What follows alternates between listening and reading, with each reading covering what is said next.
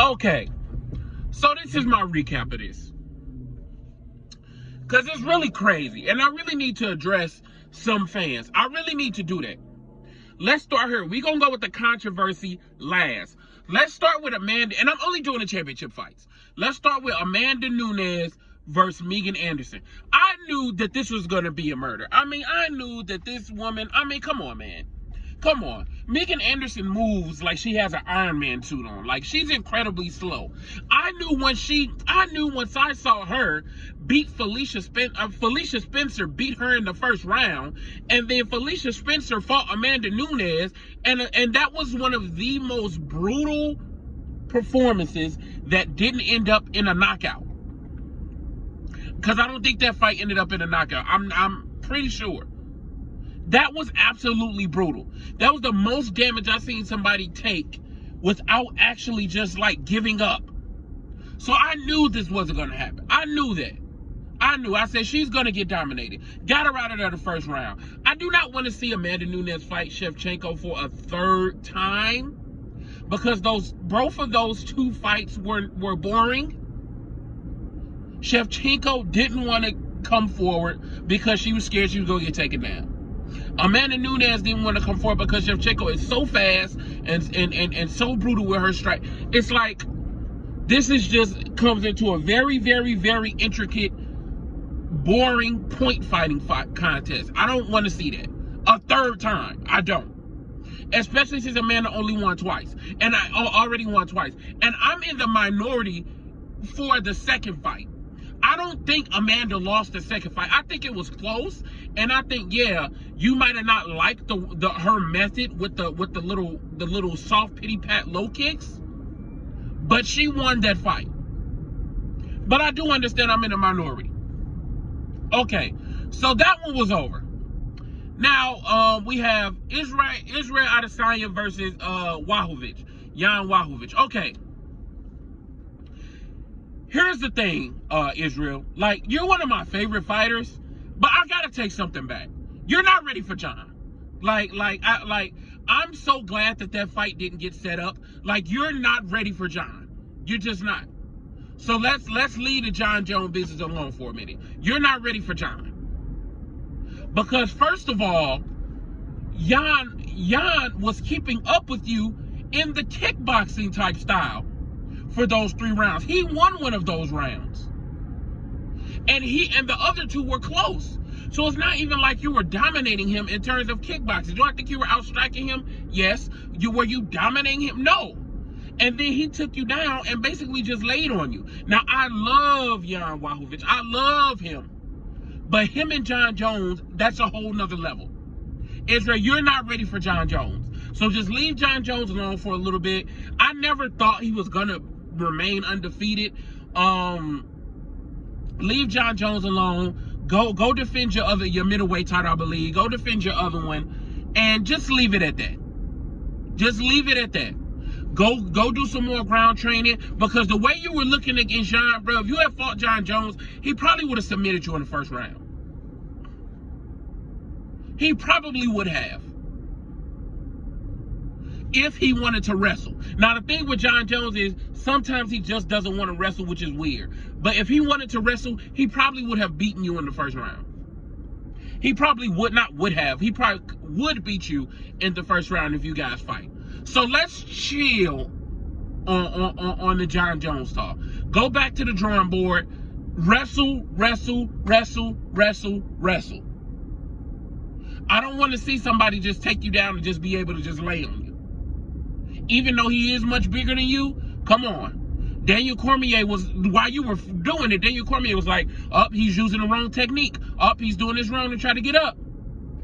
I don't want that to happen again. So that was that. I like this event overall. I really did. Now let's get to the controversy. Some of y'all really disgust me. So this is the problem. You guys know. Let's start here.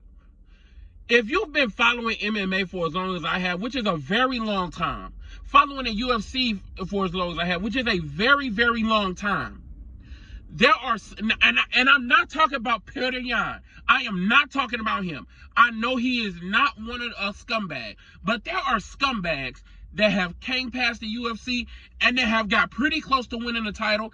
There are scumbags in MMA that have won titles. MMA is full of dirtbags. So understand this.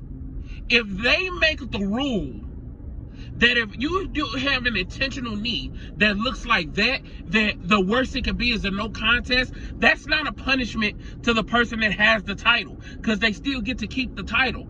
And you are insane if you think that a fighter won't try to do something like that, a champion won't try to do something like that just to keep their title. The UFC is not a morality contest. Mixed martial arts is not about morality. Competitive mixed martial arts. I wish it was, but it's not.